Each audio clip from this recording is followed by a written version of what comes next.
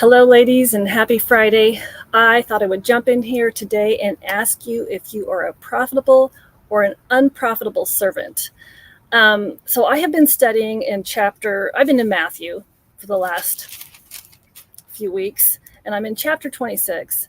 And this is a story, or a couple stories that we're all familiar with. Got sunlight on my face here. But we're all familiar with these stories, but I want to take a deep dive into these stories because they're very pertinent for right now, and pertinent to whether or not we are going to increase, whether we're going to grow, whether we're going to have more, whether we're going to be profitable. So the story I want to talk about right now is the talents the talents that were given to the servants, and the master who gave the talents to the servants. So how that works, first of all, first thing, who did these talents belong to? They weren't the servants. These talents, these things that we have been given our home, and this is not just the talents and the gifts we have and the experiences that we have. It is the home that we have, even though it might not be the home we want. It's the home we have right now.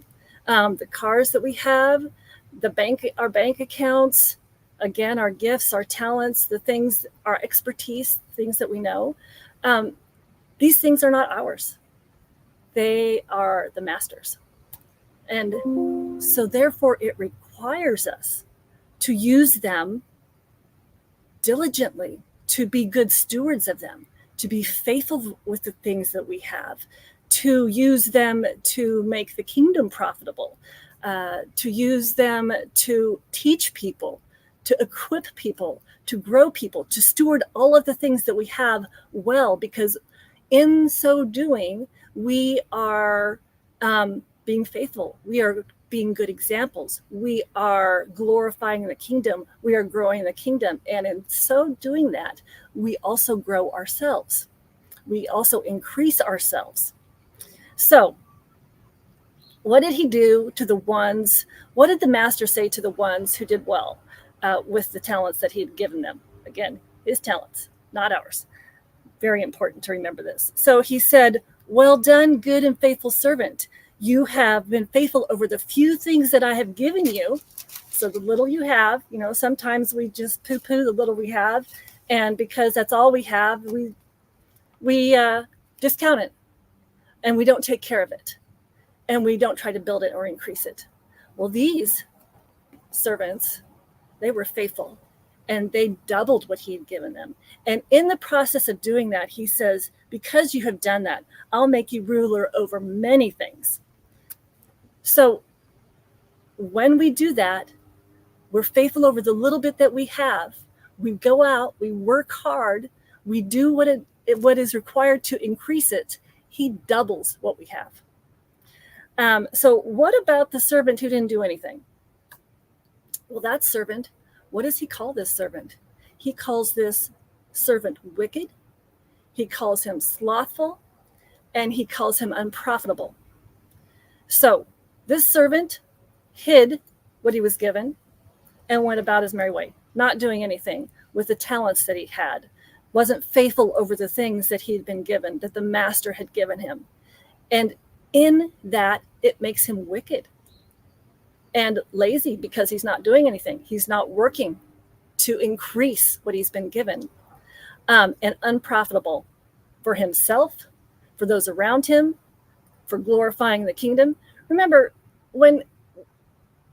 who's going to want anything to do with the kingdom if we're nothing, if we're doing nothing, if we're not good examples, if we're not good influences, if we're not somebody to look up to? Why are they going to want the kingdom if we're not actually glorifying it? That's what we should be doing. Otherwise, we're unprofitable servants. So, and what happens to the unprofitable servant? He gets what he has is taken from him, and he is thrown out. So this is a warning to us that the things that we have that are not ours, they're his. I keep hammering on that, but it's very important to remember this. He's given them to us for a purpose, to improve it, to increase it, to build it, for our profits and for the kingdom's profit, to help equip, grow the people in the kingdom. Okay, the next story that's also in chapter 26 builds off of this. We tend to take these stories apart.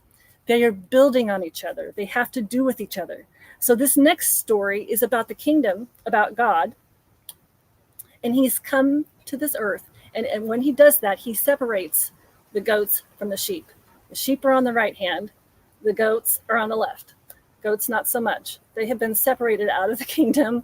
And the sheep, why are they part of the kingdom? Because they went out and they fed the people who were hungry. This is not just actual food. It's a spiritual feeding. It's equipping them. It's helping them to grow. They're hungry because they need guidance. They need to be taught. And that is part of feeding the people. Do you love me? Go and feed my people. Are we doing that? This is part of what the people who are hungry. We're giving water to the thirsty. We're visiting the people in prison, clothing the naked. So we are going out there and helping the people. We're making them more. We're healing the sick. How are we doing that? We're going out there and we're praying for them. We're actually teaching them how to not be sick, giving them the tools to keep themselves healthy, so that they understand what to eat, what not to eat, the things that they can do to improve their health, how to exercise, all of those things. We are going out and we're teaching and equipping, improving the people. And what does that do? These people who have done those things, they are the righteous and they have eternal life. The people who are not doing those things, they're going to go into everlasting punishment. So there are two groups of people. The people who say they're believers, but they really aren't. The people who are, and then there's the people who are walking out their faith, using what God gave them to increase and improve the kingdom, for the kingdom, being profitable for the kingdom. Paul said, I will show you my faith by my works. Are we doing that? Are we? Righteousness, faith is an actual active process. It's not just sitting on your hands waiting till he comes again. I mean, I could just throw one more story, just the virgins. We over spiritualize that story. They were ready. They had the oil.